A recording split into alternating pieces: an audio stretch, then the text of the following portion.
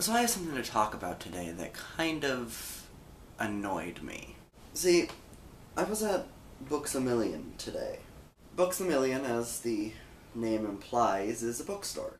It's a bookstore that's a very nice bookstore. I really do like it.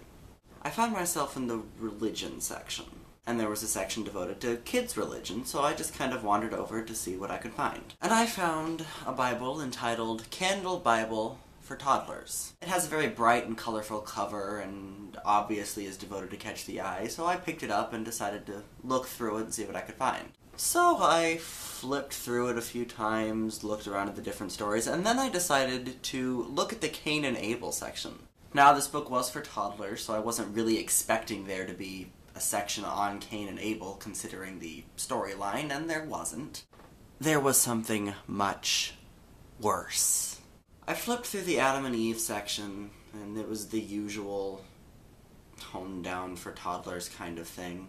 And I found something interesting. It turns out that when Adam and Eve were kicked out of the garden because they disobeyed God, they were very sad and sorry. Yeah, so it's the usual typical pandering. And then we got to the beginning of the Noah section. The first thing they did in the Noah section was inform us that Adam and Eve had children, Cain and Abel, and that they had children too. That's right! Both Cain and Abel had children! So there are a number of things wrong with this, but the big one is the fact that it's flat out lying to your children. Abel didn't have any children. You know why? 'Cause he died. Not only did he die, he was in fact murdered by Cain.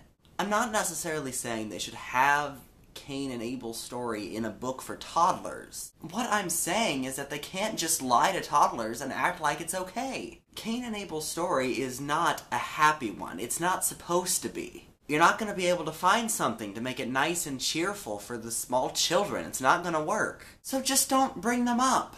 I understand that they almost had to do that to transition from Adam and Eve to Noah, but it's not really necessary. You can just go from Adam and Eve's story to Noah's story, and that's fine. You don't have to lie and act like everything was just fine after Adam and Eve, that everything was perfect and cheerful. Just don't include it, and they won't know the difference. It's for toddlers. So if you're going to include Cain and Abel, actually include Cain and Abel. Don't just brush over it like it doesn't exist.